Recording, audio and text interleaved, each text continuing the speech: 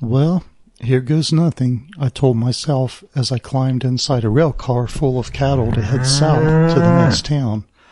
As I closed the rail car door, I felt something like a whip hit my back.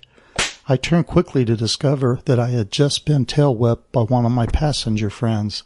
"How now, brown cow?" I asked her, even though she was a white cow with black patches. "Since we will travel together, I hope we can be friends." I heard the train whistle blow, and I could feel the rail car wheels starting to grind on the tracks. 20 miles to Silver, the conductor yelled out as we began to move. That would be an hour and a half by country train standards. I got into the rail car. The first thing my instincts tell me is that I'm standing in straw, which has to be filled with cow patties by the smell of it. Well, at least the rail car has windows to give me some air. My next thought was, this has to be the craziest thing that I've ever done in my entire life. Felt pretty exciting. If I had taken the northbound train, it certainly would have been a lot more comfortable. I mean, riding in an actual passenger coach. However, that was not my destination. I was traveling to a town named Silver. Now entering the town of Silver, our train slowly comes to a screeching halt and a big jerk. At the same time, my passenger friends let out a chorus of moos. I have to get out of here before anyone notices that all of us are not cows. Well, here goes nothing, I said as I slid the railcar door open and stepped outside. I closed the door quickly and said goodbye to my good friends. I received a resounding chorus of moos, almost as if they understood me. As far as I know, I was unnoticed. I began walking down the sidewalk like nothing ever happened. I need to get myself cleaned up and buy some new clothes, I said to myself. There are some nice shops in this town. Then I noticed something strange. When I walked past someone, they would pinch their nose and gasp, "Oh no, I must smell like cow manure. Now what can I do? I can't go into a store smelling like this." I saw a firehouse with a fireman cleaning a beautiful red fire truck outside. I decided to do another crazy thing. I walked up to the fireman, and then he stepped back and said, "No offense, buddy, but you smell like crap." "I know," I told him. "I was wondering if you could do me a favor and help me with this situation." The man asked, "What can I do?" "Would you please spray me down with your fire hose?" I kindly asked him. "Are you serious?" the man replied. "Yes," I told him. "To get rid of that odor?" "Gladly," he said. "And it sounds like fun, too. Not for you, probably, but I'll enjoy it." And we both laughed. He set the water pressure low so he wouldn't blow me across the street. I thanked him for that.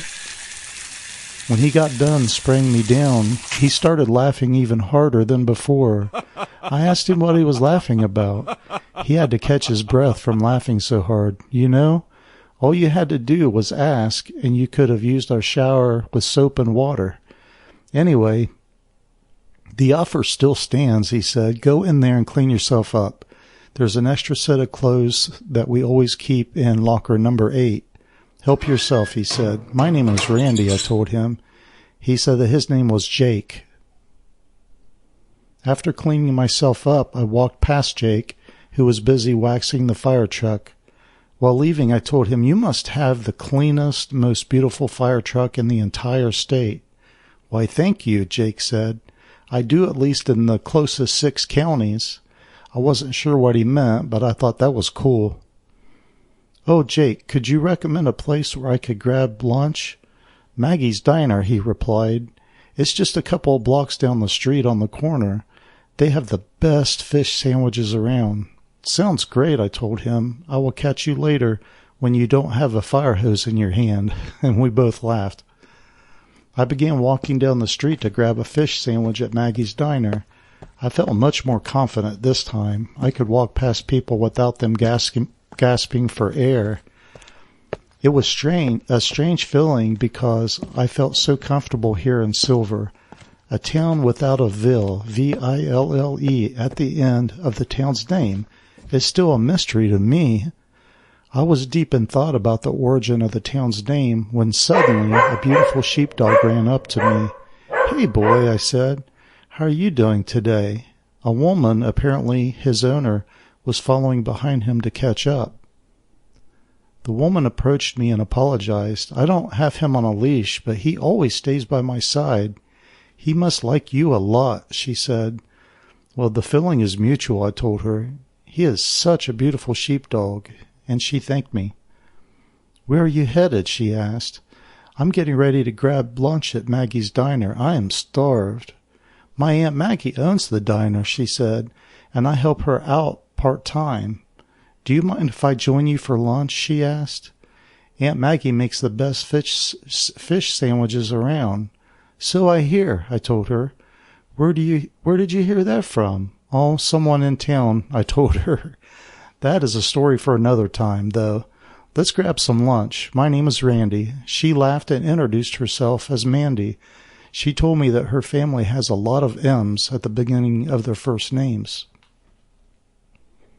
We were having lunch together and engaging in light conversation when a man came into the diner, pulled out an old silver coin, and asked me, "How did you manage to grab lunch with my girl crush?" "I'll give you my old silver coin if you let me know." I said, "Excuse me?" Mandy said, "Don't mind him. His name is Henry. Henry has liked me since elementary school. I never give him the time of day. He knows that, and he likes to harass me about it." "Henry, this is our new friend Randy." Henry and I shook hands. Then he pulled his silver coin back into his pocket. "Well, I guess I'll have to just keep my silver coin. It was a pleasure to meet you, Henry," I told him. "Nice to meet you too," said Henry. Then he said, "Catch you two later. Randy, don't be a stranger around here," he said. "Stop it, Henry," Mandy told him. After Henry left, Mandy told me that he was harmless. I told her that I got that impression. "Since you are new in town, do you have a place to stay?" Mandy asked. "No, not really," I told her. "Tell you what," Mandy said, "my brother owns an apartment complex on the other side of town. Let me drive you over there, and we'll see if I can set you up. I know there is at least one apartment open that he's been working on getting ready to rent out." "Sounds good to me," I told her. We arrived at the apartment complex, which looked very nice. We went inside and climbed the stairs to the third floor, where we found her brother doing some finishing electrical work. "Hello, brother," she said. "Hi, sis. Who's your friend?" "This is Randy. Randy, my brother Matthew." "Yep. The first names of the men in our family also begin with the letter M," Mandy said as she laughed. "Nice to meet you, Randy," her brother said. "It is my pleasure," I told him. "Hey, bro," Mandy said, "do you have this apartment rented out yet?" she asked. "Nope," he said. It'll not be rented out until I finish some electrical work." Then he laughed after he had finished what he was doing and said, "All done." "Would you be interested in renting this apartment to this fine man?" Mandy asked. "He just arrived in town and needs a place to stay. He isn't sure how long he will be here. I will need a deposit for the room. It's business, you know. No offense." "None taken," I told him. "The apartment is very nice, and I'll take it." After paying for the deposit, Matthew tossed me a set of keys. "Thanks, Matthew," I said. "I greatly appreciate it." "Thanks, loving brother," Mandy told him. "See you later, sis. All yours, Randy." "Now I'm off to work at the Silver Herald," Mandy said. "I write a small column there called Mandy's Mutterings. I cover some of the local events that happen here in town and try to get the facts on any town gossip. I'm glad I didn't have to work the diner today, and we had a chance to meet," she told me. "Me too," I said, "and it's been an enjoyable day." "Would you like to meet me at the diner again around noon tomorrow for lunch?" Mandy asked. "I get an hour's break. I would like to show you a few places in town and show you where I work. I can send someone to pick you up." Since it's only about 5 blocks away, I'd rather walk, I told her. I almost said, sounds like a date, but I caught myself just in time. See you tomorrow around noon, Mandy, I told her, and as she was leaving. See you then, she said. Get a good night's rest, Randy. You too, I told her. Now I need to get myself some shut-eye and enjoy this nice apartment. What a contrast from riding in a rail car full of cattle to being in my nice apartment. It just seems too good to be true. The next morning, I woke up and showered. Then I thought, this sure beats getting sprayed by Jake's fire hose. He told me that he turned the fire hose to low, but it still stung quite a bit. At least it made his day, mine too, for that matter. I stepped outside and it hit me how fresh the air was here in Silver, and what a wonderful experience I had yesterday. And I began to get myself worried. I met Mandy almost at the same spot as yesterday, and there was her dog Silver to greet me. Hey guys. Hi Randy, Mandy said. Did you get a good night's rest? I sure did, I told her. How about you? I did too, replied Mandy. How about your buddy Silver? I asked her. Oh, he always has a little hyperness in him. I don't believe that he requires too much rest.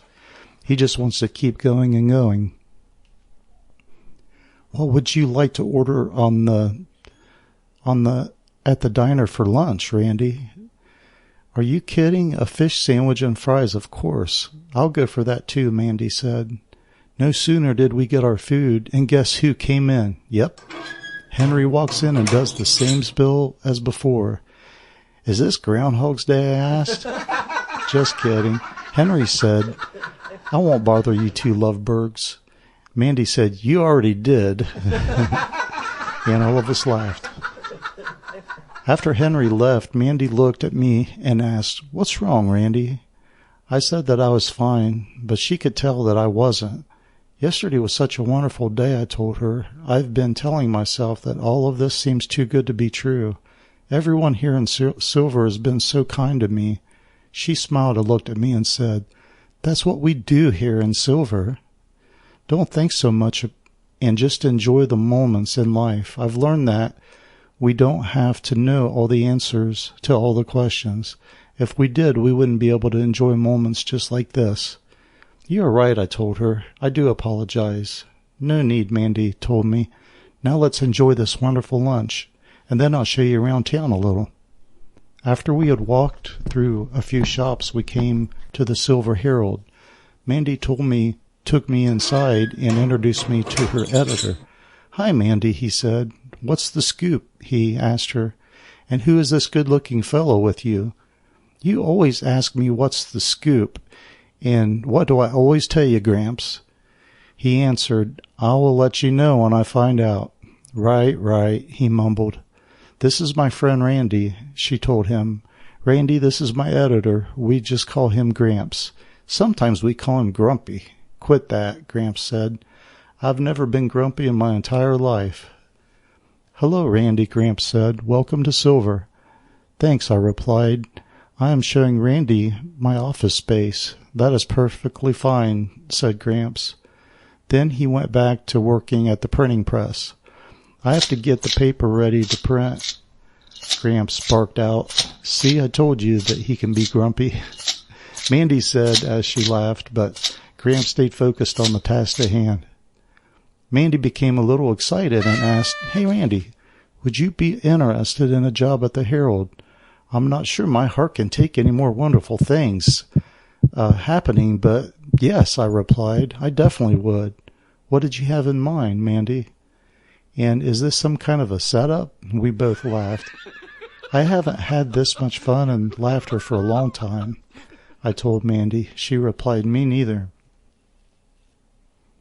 We desperately need a photographer here at the Herald, said Mandy. Do you have any experience in photography? Yes, I told her. Someone took a picture of me once, and I broke the camera. You're so funny, Randy, she said. I've taken a few photographs along the way with a decent camera I purchased for my trip, I told her. They turned out pretty decent. You're hired, Mandy told me. Mandy yelled out, Hey, Gramps, we have a photographer. Yippee, he shouted. Mandy told me I would take pictures of local events like graduation, school plays, when Gramps falls off a ladder. Gramps grumbled back, I heard that. And of course the upcoming Fireman's Festival, which includes our fire truck judging contest. There are 6 counties represented. Our hometown Silver Firehouse has won first place for the past 3 years. Jake, the fire chief, takes it very seriously. So that is what Jake was talking about, I thought to myself. Thanks so much, you guys, I told them. I don't know what to say. Say that you'll take some photographs, barked out Gramps. I'll do my best, sir, I told him as Mandy and I quietly laughed to ourselves. Now I have to head back to the diner, said Mandy. Enjoy your day, Randy. Take some time today to get to know Jake at the firehouse. Let him know that you are our new photographer for the paper. Wait, Mandy, what are you doing when you get off work tonight?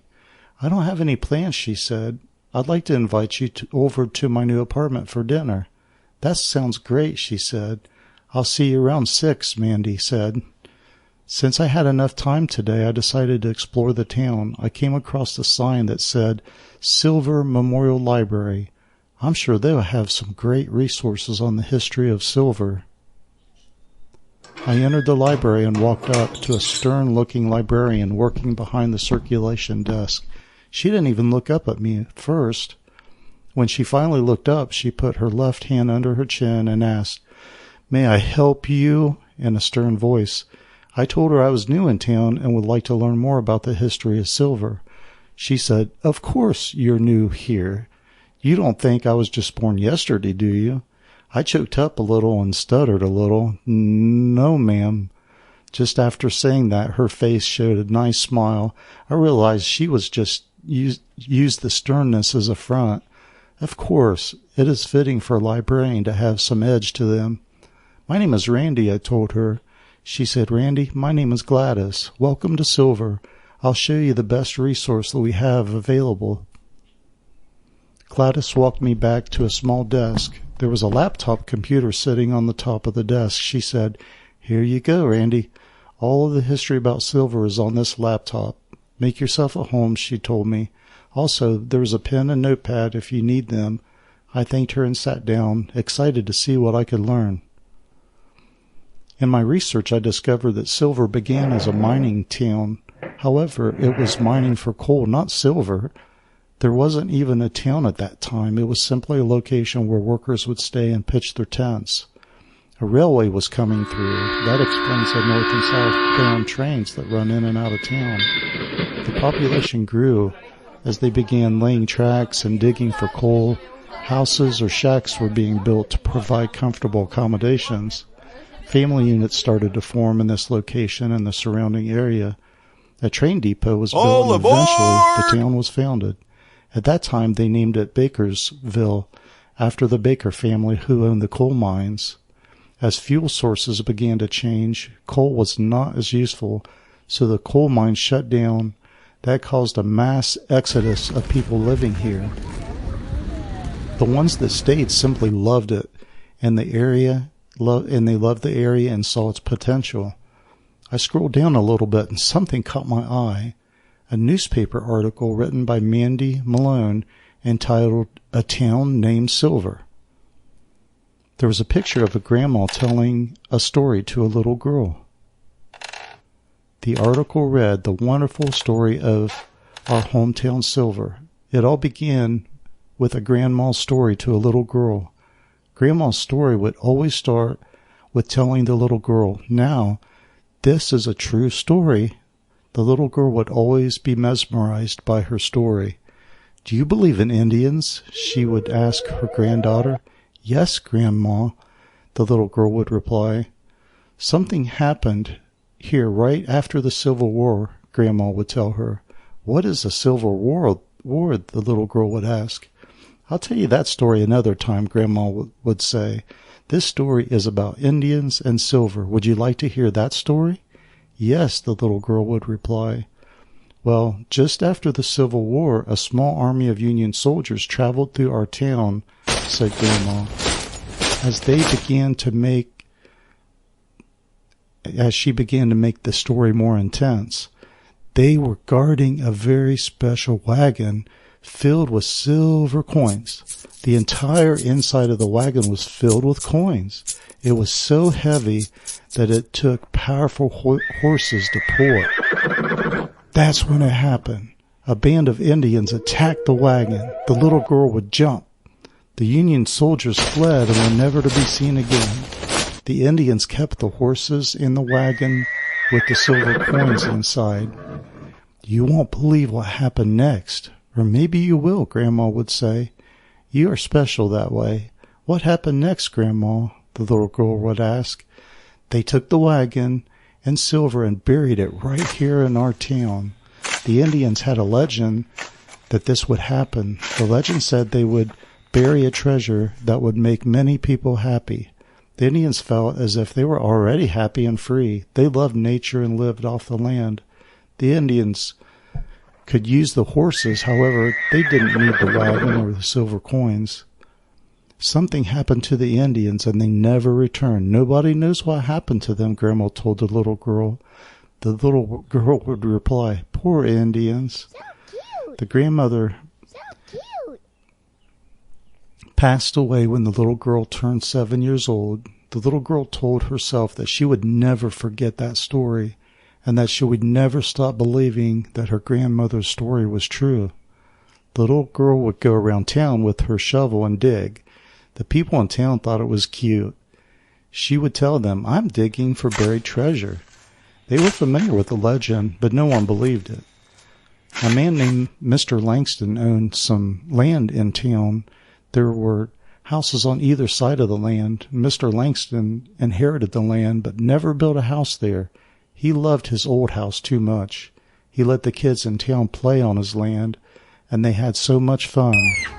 In the winter, the children would sled down that hill. It was a huge hill to the kids anyway.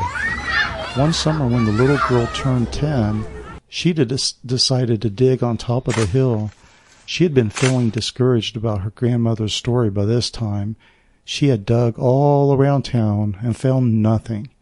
Some folks from town, especially her classmates, began to make fun of her, and some of the townspeople were a little upset that she would dig up some of their flowers. The little girl started thinking, if anyone sees me digging, I'll just tell them I'm making a sandcastle. Then it happened. Her shovel hit something. She thought it was probably a rock. However, when she brought it out of the dirt, there was an old but still shiny silver coin. She couldn't believe it. Now she felt like her grandma's story was real again. Now the most difficult thing happened. She knew that she had to keep this secret to herself, so she hid the silver coin in a secret place in her bedroom and didn't tell a single soul.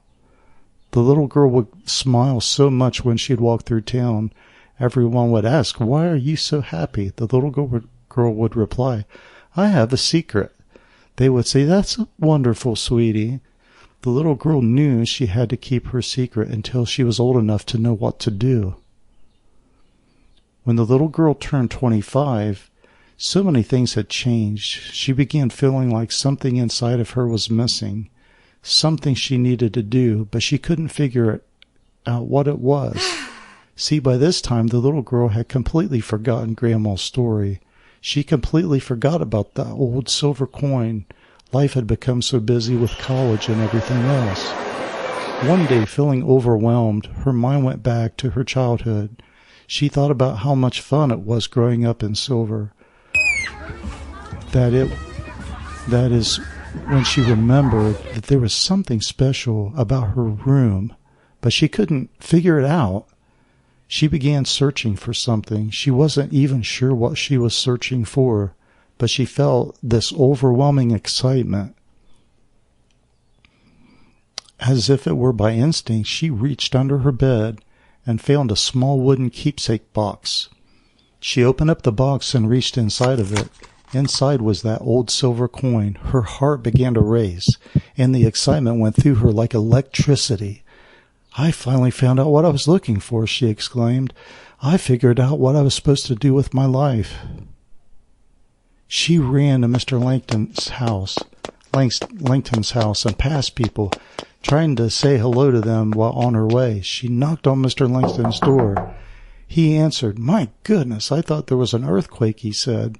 "Have you ever decided what you wanted to do with your land on 4th Street?" she asked him, trying to catch her breath. He said, "Honestly, I forgot I even had that land. I paid someone in advance to take care of it for me. I'm getting older and don't have that much time or ambition to do anything with it." "Mr. Langston, is there anything you have always wanted to do but never had a chance?" the girl asked. He replied, "I have always wanted to vacation on a beautiful beach. I would sit there, watch the people, enjoy the beautiful sunrise and sunset." "What would you say if I could make that dream come true?" she asked him. Mr. Langston choked up a little and said, "That would make an old man so happy." "How would that be possible?" he asked her. "I'm interested in buying the lot from you, Mr. Langston," she replied. He said, "But everyone in town knows that you have saved your money up for college and to start your career in a big city." "I don't want to live and work in a big city," she told Mr. Langston. "This is my hometown, and I want to live and I want to grow old here." Mr. Langston and the young woman made a deal on the land. She felt a little dishonest because she was buying it to find out if there was treasure, but she also realized it was certainly a long shot. She hired an excavating crew to come out and level the land. However, she didn't tell them anything about any potential treasure. She drove them crazy by supervising every little move they made. She told them that she wanted them to move slowly and carefully. One day, the man operating the tractor was pushing some dirt around, and he hit something. The young girl yelled, "Stop!" The man almost fell off his tractor. He helped her move some dirt away by hand and found something round and wooden hidden under the dirt.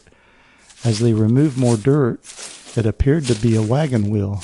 She was so excited and told the man on the tractor that no more excavating was needed. He said, "Okay, young lady, whatever you say, it's your time and money."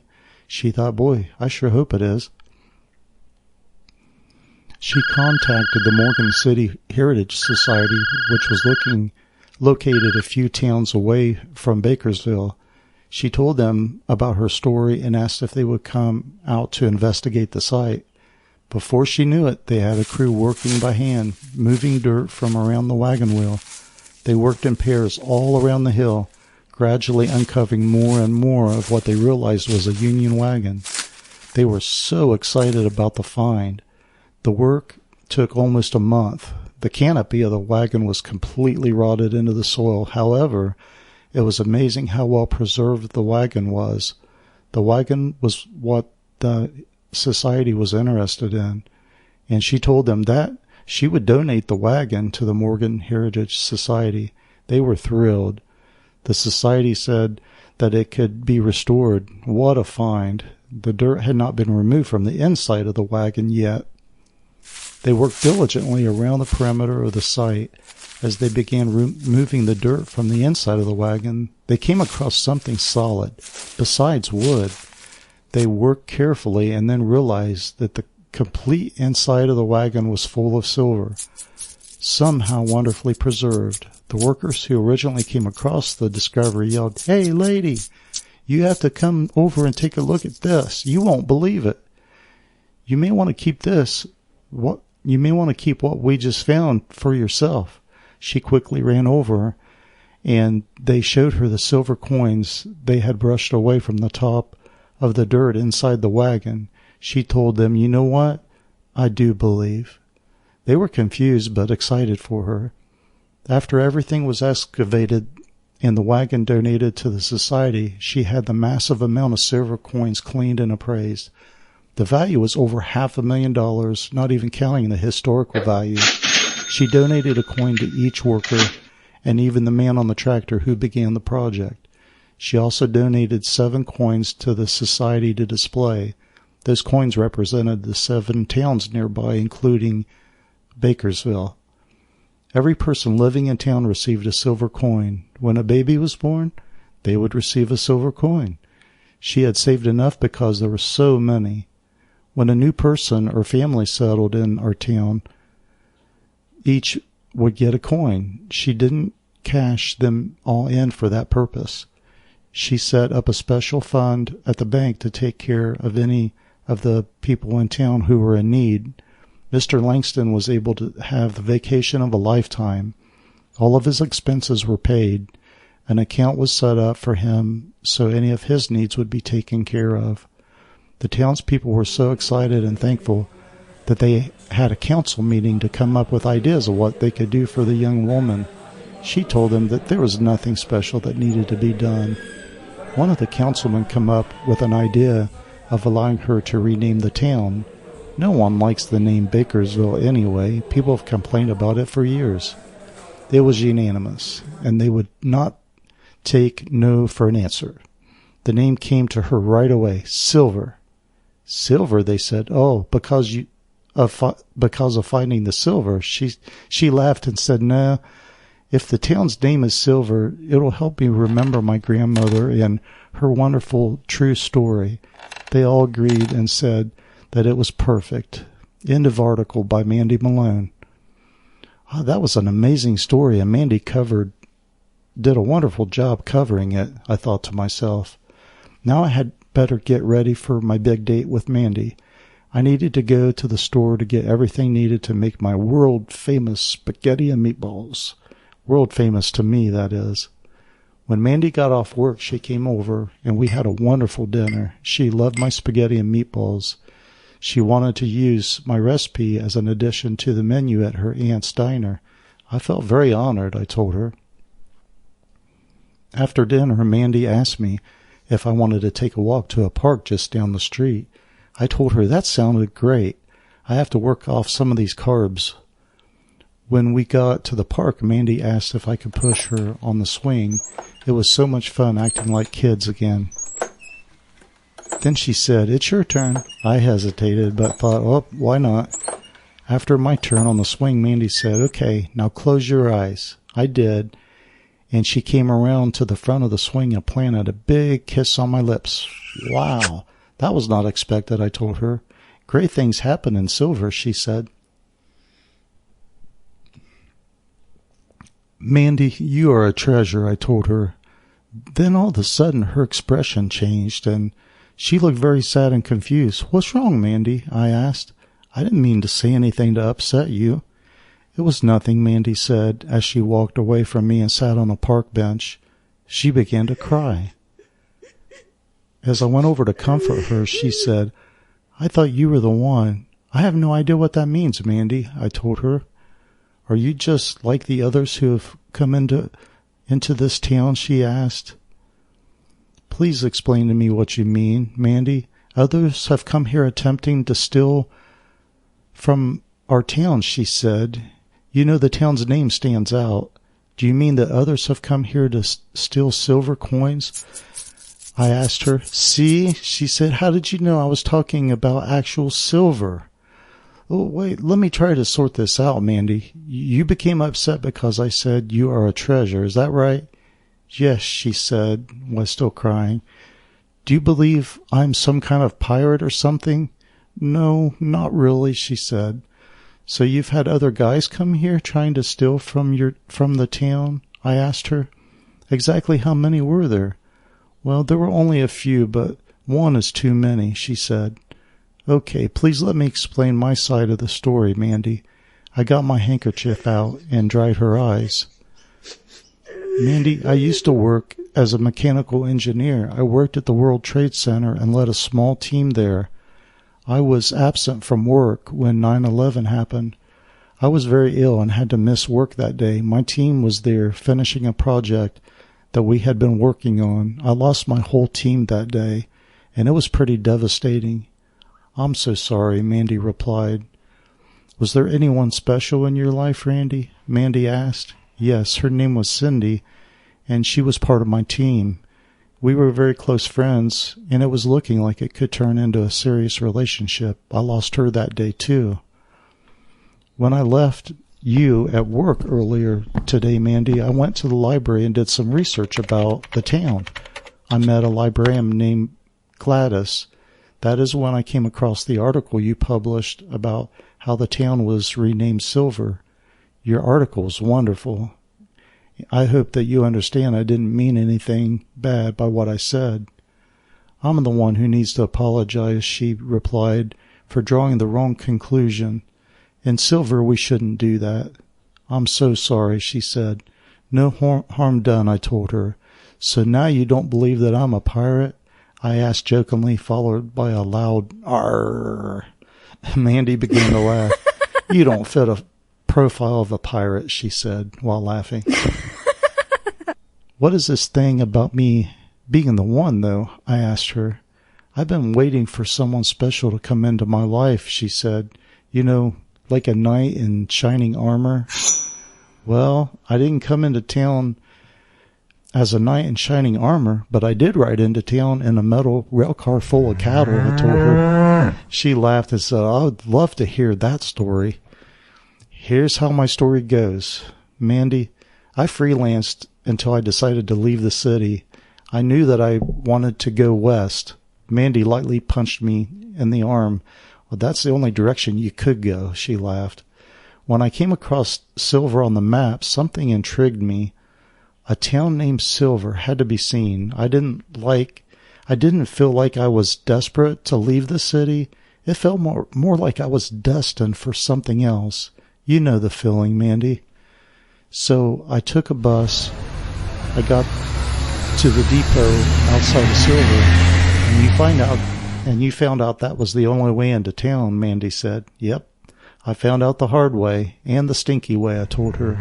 "The man at the train station told me that the passenger rail cars were full for the train going to Silver, but you can hitch a ride for free in one of the livestock rail cars," he told me. "People do it all the time," he said. I didn't believe him and replied, "No, thank you.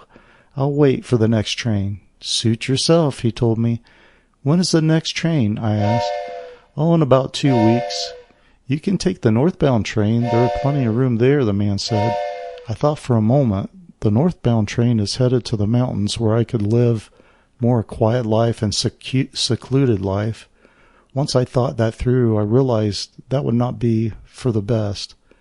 It was very tempting, especially in my current situation. However, I was on a mission. I thanked the man at the depot and told him I would have to figure out what to do. "That's a long walk to Silver," he said, as he laughed and pointed at me. "Enjoy your ride," he said, and gave me a wink. I walked around for a while and then decided, when no one was looking, to go for it. "So that's how you ended up traveling in a livestock rail car?" "That is too funny," Mandy said while laughing. "That is how I met Jake. He sprayed me down with his fire hose to get the stink off of me. He even let me borrow some clothes." This story's getting better all the time as she started laughing so hard. And then we embraced for what felt like a wonderful eternity. "Hold out your hand," Mandy said. "And not close my eyes?" I asked. "No way." So I closed my eyes and held out my hand. I felt her put something in my hand. Then she said, "Open your eyes." I was holding an old silver coin. "Welcome to Silver," Mandy said. I immediately replied, "My hometown." "By the way, Mandy, you were that little girl, weren't you?" She smiled and said, "That is a secret I have to keep to myself." End of story by Keith Castle.